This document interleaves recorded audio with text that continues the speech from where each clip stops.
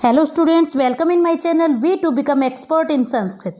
देखिए, इससे पहले वाली वीडियो में मैंने 10 सेंटेंस बताए थे जिसमें किस प्रकार से 10th क्लास में प्रश्न पूछे जाते हैं कारक से संबंधित। देखिए नाउ नेक्स्ट सेंटेंस यानी 11th, राजपुरुषो चोरम अनुधावती। राजा का पुरुष चोर के पीछे पीछे दौड़ता है। चोर के पीछे दौड़ता है, यहाँ हमारा अनु शब्द है यानी अनु उपसर्ग है। तो देखिए अनु उपसर्ग के योग में द्वितीय विभक्ति का प्रयोग होता है। चौरम, यहाँ पर चौरम में अनु के योग में द्वितीय विभक्ति का प्रयोग है। तो हम यहाँ पर कारण लिखेंगे। देखिए क्या लिखेंगे,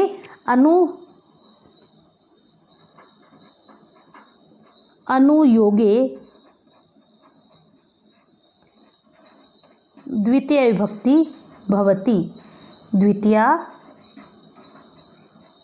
विभक्ति भवति, अनुयोगे द्वितीय विभक्ति भवति। नेक्स्ट है लोकम उपरि उपरि सूर्य अस्ति।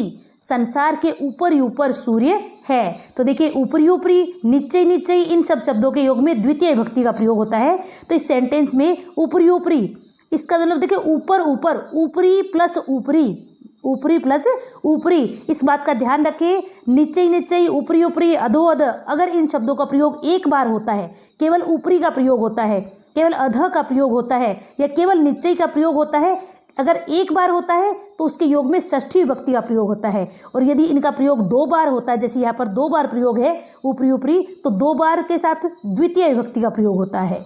ठीक है, दो के साथ द्वितीय का प्रयोग, एक के साथ षष्ठी का प्रयोग। यहाँ पर दो बार है तो यहाँ पर कौन सी विभक्ति का प्रयोग हुआ है, द्वितीय विभक्ति का प्रयोग हुआ है। तो हम देखिए क्या लिखेंगे, ऊपरी ऊपरी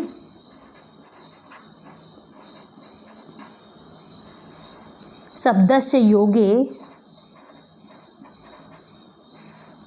शब्दस्य योगे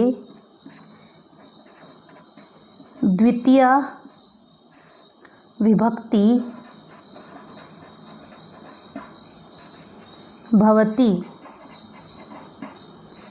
ऊपरी ऊपरी शब्दस्य योगे द्वितीय विभक्ति भवति। नाउ नेक्स्ट देखिए, स माणवकम पंथानम पृच्छति। स माणवकम पंथानम पृच्छति, वे मानवों से, मनुष्यों से रास्ता पूछता है। तो देखिए यहाँ पर पृच्छति, पृच्छ धातु जो है वो द्विकर्मक धातु है, और द्विकर्मक धातु के योग में द्वितीय विभक्ति का प्रयोग होता है। तो वो 16 द्विकर्मक धातु है। देखिए हम यहाँ पर लिख सकते हैं अकथितम च सूत्रेण। अगर हम सूत्र लिखते हैं, यदि हम यहाँ पर सूत्र लिखते हैं तो किस इस प्रकार से सेंटेंस लिखेंगे, अकथितम च सूत्रेण द्वितीय विभक्ति भवति। ठीक है, या फिर हम जो है सीधा इस प्रकार से भी लिख सकते हैं, पृच्छ, पृच्छ मीन्स होते हैं पूछना, पृच्छ धातोः योगे, पृच्छ धातोः योगे द्वितीय विभक्ति भवति। द्वितीय विभक्ति भवति, यानी पृच्छ धातु के योग में द्वितीय विभक्ति होती है।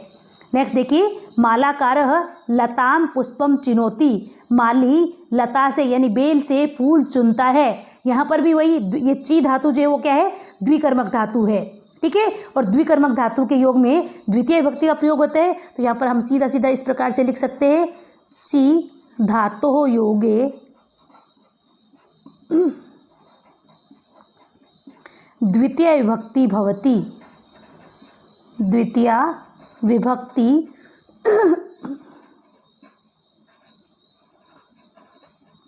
वन मोर थिंग, जब हम आंसर लिख रहे हैं तो देखिए या ची धातु यानी ची के नीचे भी अंडरलाइन कर देंगे और द्वितीय विभक्ति के नीचे भी अंडरलाइन कर देंगे, ताकि एग्जामिनर इन वर्ड्स को विशेष तौर पर देख सके। क्योंकि मेन आंसर क्या है, ची धातु के योग में द्वितीय विभक्ति होती है। तो दोनों आंसर को अच्छी प्रकार से देख ले और हमको अच्छी प्रकार से मार्क्स दे सके। नेक्स्ट है सुरेंद्र पादाभ्याम चलती। सुरेंद्र पैरों से चलता है। तो यहाँ पर देखिए, यहाँ पादाभ्याम चलती, यहाँ पर पैर जो है वो सुरेंद्र के चलने के साधन है। तो देखिए किसी भी कार्य को करने में उसका जो साधन होता है उसमें तृतीय विभक्ति का प्रयोग होता है। तो यहाँ पर पादाभ्याम में तृतीय विभक्ति की दो पैर है, इसलिए द्विवचन का प्रयोग हुआ है। ठीक है, तो हम देखिए सीधा सीधा लिखेंगे यहाँ पर करण कारके, करण कारके, करण कारक, करणकार के तृतीया विभक्ति भवति। तृतीया विभक्ति भवति, यानी करण कारक में तृतीय विभक्ति होती है। नेक्स्ट देखिए, विद्या विनयेन शोभते, विद्या विनय से सुशोभित होती है, यानी यहाँ पर शोभा देने का हेतु क्या है? विनयन मीन्स विनय, विनम्रता। ठीक है, तो देखो हम इस प्रकार से लिख सकते हैं, हेतुवाची शब्दे, हेतुवाची यानी कारणवाची, हेतुवाची शब्दे तृतीय विभक्ति भवति, तृतीया विभक्ति भवति, यानी हेतुवाची शब्द में तृतीय विभक्ति का प्रयोग होता है। नेक्स्ट देखिए, स बालकः पुस्तकै छात्रः प्रतीयते, वह बालक पुस्तकों से छात्र प्रतीत होता है। यहाँ पर जरा ध्यान से देखिए, स बालकः वह बालक, पुस्तकै पुस्तकों से छात्रः प्रतीयते छात्र प्रतीत होता है। तो देखिए मैंने आपको एक सूत्र बताया था, इत्थम भूत लक्षण, इत्थम भूत लक्षण, either you can write that सूत्र ऑल्सो, वो सूत्र भी लिख सकते हो और सीधे करण कारक भी लिख सकते हो। आप अगर सूत्र अगर आपको याद रहे तो बहुत अच्छी बात है। ये देखिए किस प्रकार से लिखोगे, इत्थम भूत लक्षणे, इत्थम मैंने यहाँ अनुसार लगा दिया, इत्थम भूत लक्षणे, ये देखिए सूत्र है, इत्थम भूत लक्षणे सूत्रेण तृतीय विभक्ति भवति, तृतीया विभक्ति भवति। देखिए सूत्र होता है इत्थम प्लस अभूत प्लस लक्षणे, इत्थम इस प्रकार से, अभूत मिस हुआ, लक्षणे मिस लक्षण में, इस लक्षण में यह इस प्रकार से हुआ, इस सूत्र से तृतीय विभक्ति का प्रयोग होता है। तो यहाँ पर देखो पुस्तकों से यह छात्र हुआ, कौन किसके लक्षण से? पुस्तक इसका लक्षण है। छात्र होने का लक्षण क्या है उसका, उसकी पहचान क्या है? पुस्तक, यानी पुस्तकों से छात्र प्रतीत हुआ होता है। इसलिए इस सूत्र से इत्थम भूत लक्षणे सूत्रेण तृतीय विभक्ति भवति, इत्थम भूत लक्षणे इस सूत्र से तृतीय विभक्ति का प्रयोग होता है। Now we will see next, Sita गीतया साकं पठति, सीता गीतया साकं पठति। जैसे ही हमने साकं शब्द पढ़ा वैसे ही हमारे दिमाग में फटाफट से एक बात आएगी, सह, साकम, सार्धम, समम, इन सब का मतलब क्या होता है? के साथ, और इनके योग में तृतीय विभक्ति का प्रयोग होता है। तो हम देखिए सीधे सीधे लिख देंगे, साकम शब्दस्य योगे, साकम शब्दस्य योगे, योगे ये यह भी य से यज्ञ, योगे, साकम शब्दस्य योगे तृतीय विभक्ति भवति, तृतीया विभक्ति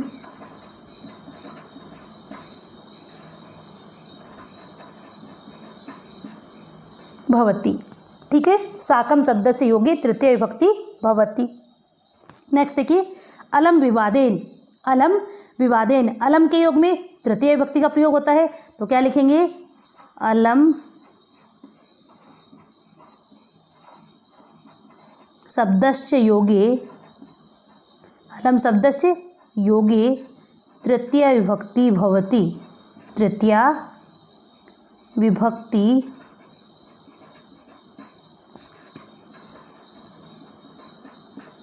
भवति। अलम शब्दस्य योगे तृतीय विभक्ति भवति, अलम शब्द के योग में तृतीय विभक्ति होती है। नाउ विल सी नेक्स्ट, किंकरः नृपाय द्रुह्यति, किंकर वो राजा से विद्रोह करता है। तो देखिए द्रुह धातु के योग में, क्रुद्ध, द्रुह, ईर्ष्या, असूय, इन सब शब्दों के योग में, इन सब धातुओं के योग में चतुर्थी विभक्ति का प्रयोग होता है। जिससे द्रोह किया जाता है, जिस पर क्रोध किया जाता है, जिससे ईर्ष्या की जाती है, उसमें चतुर्थी विभक्ति का प्रयोग होता है। यहाँ पर द्रुह धातु के योग में नृप में चतुर्थी का प्रयोग हुआ है। तो देखिए हम किस प्रकार से लिखेंगे, द्रुह धातोः योगे, धातु की षष्ठी है, धातोः योगे चतुर्थी विभक्ति भवति, चतुर्थी विभक्ति भवति। देखिए ये सारे एग्जाम्पल पढ़ने से पहले हम पहले कारक के रूल्स पढ़ लेंगे, कारक के रूल्स, कारक के नियम वाले वीडियो को अच्छी प्रकार से पढ़ लेंगे, उसके बाद ये सब सोल्व करना बड़ा आसान रहेगा। ठीक है, ध्रुव धातु ये सब इसलिए है कि किस प्रकार से क्वेश्चन पूछा जाता है और उसका आंसर हमें किस प्रकार से देना है। ध्रुव धातु योगे चतुर्थी विभक्ति भवति। नेक्स्ट विल सी बालकाय मोदकाः रोचन्ते। रोचन्ते, देखिए यार रोचन्ते है तो यानी देखिए रुचि अर्थ वाली धातुओं के योग में चतुर्थी विभक्ति का प्रयोग होता है। हमने ये सूत्र पढ़ा रुच्यर्थानाम प्रियमाणः, रुच्यर्थानाम प्रियमाणः। अगर हम सूत्र लिखते हैं तो बहुत अच्छी बात है, अगर नहीं लिख सकते हैं तो हम इस प्रकार से भी कर सकते हैं रुचि अर्थानाम धातुना, रुचि अर्थस्य धातुनाम, रुचि अर्थ वाले धातुओं के योग में या रुच्यर्थक धातुनाम योगे, इस प्रकार से सिंपल हम इस प्रकार से लिख सकते हैं। देखिए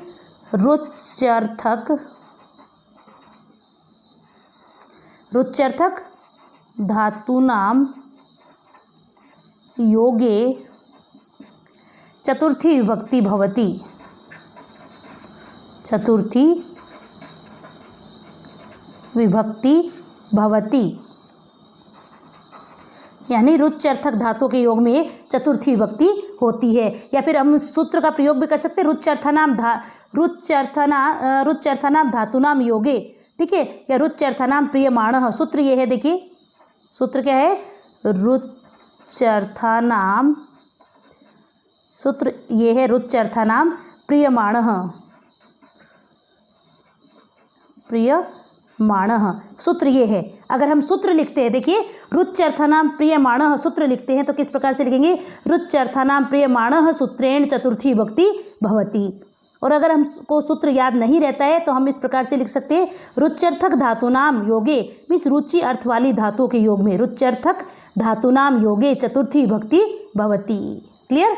नेक्स्ट देखिए पितृभ्य स्वधा, पितृभ्य स्वधा अलम, देखो नमः स्वस्ति स्वाहा स्वधा अलम वसट, फटाफट से जैसे ही वर्ड आएगा वैसे ही हमको सूत्र अच्छी प्रकार से याद हो जाएगा। नमः स्वस्ति स्वाहा स्वधा अलम वसट, इन सब शब्दों के योग में चतुर्थी विभक्ति का प्रयोग होता है। तो हम यहाँ सीधा सीधा लिखेंगे स्वधा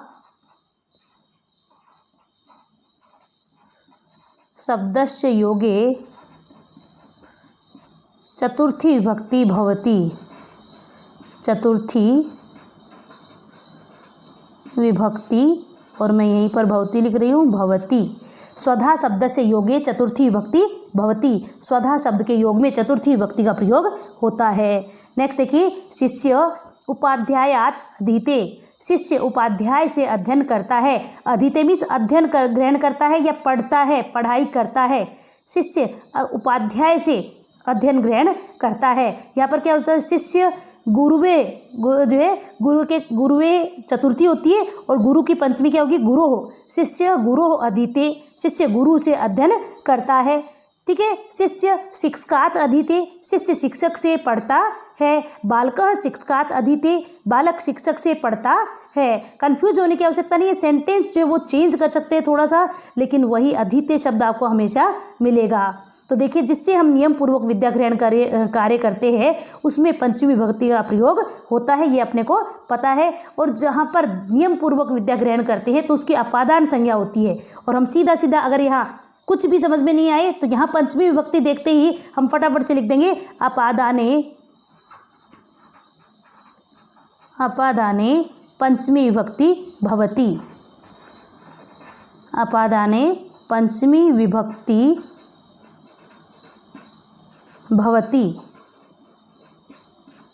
अपादाने पंचमी विभक्ति भवति, सीधे से लिख देंगे कि अपादान में पंचमी विभक्ति होती है। नेक्स्ट देखिए कामात क्रोध जायते, काम से क्रोध उत्पन्न होता है। तो देखिए यहाँ पर जान जायते मीन्स उत्पन्न होना, तो जन धातु का कर्ता होता है, जिससे उत्पन्न होता है उसमें कौन सी विभक्ति का प्रयोग होता है, पंचमी का प्रयोग होता है। तो हम देखिए इस प्रकार से लिख देंगे जन धातोः कर्ताम पंचमी विभक्ति भवति, पंचमी विभक्ति भवति। ठीक है, जन धातु कर्ता में, जन धातु के कर्ता में पंचमी विभक्ति भवति, पंचमी विभक्ति होती है। ठीक है, जन धातु के कर्ता में पंचमी विभक्ति का प्रयोग होता है। ठीक है, ये हो गए हमारे उदाहरण यानी एग्जाम्पल नंबर 24 तक। जरा ध्यान से देखिए वापस से। यहाँ पर सीता गीतया साकम पठती, साकम शब्द के योग में तृतीया का प्रयोग, अलम के योग में तृतीया का प्रयोग, द्रुह धातु के योग में चतुर्थी का प्रयोग, बालकाय मोदकाः रोचन्ते रुच्यर्थक धातूनां योगे, रुच्यर्थक धातूनां योगे चतुर्थी विभक्ति भवति। पितृभ्य स्वधा, स्वधा शब्दस्य योगे चतुर्थी विभक्ति भवति। शिष्य उपाध्यायात् अधीते, नियम पूर्वक विद्या ग्रहण करने में, या फिर हम इस प्रकार से सेंटेंस में इस प्रकार से भी लिख सकते हैं, नियम पूर्वक विद्या ग्रहण कार्ये, नियम पूर्वक विद्या ग्रहण कार्ये पंचमी विभक्ति भवति।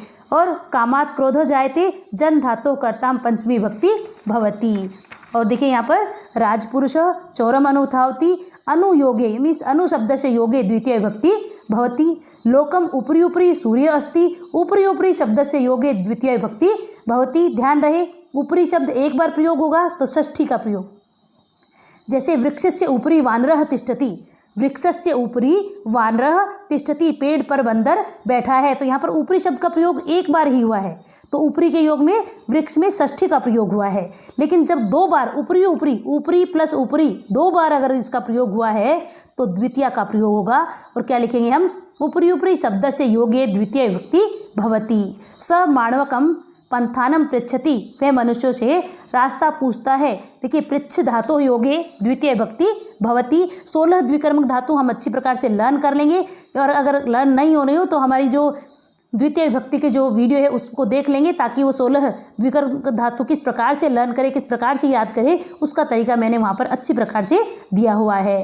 नेक्स्ट देखिए मालाकारः लताम पुष्पम चिनोति, यहाँ पर ची धातु ये भी द्विकर्मक है, तो हम सीधा लिख देंगे ची धातु योगे द्वितीय विभक्ति भवति। अगर आपको सूत्र याद रह जाता है अकथितम च, तो ये लिख दे अकथितम च सूत्रेण द्वितीय विभक्ति भवति।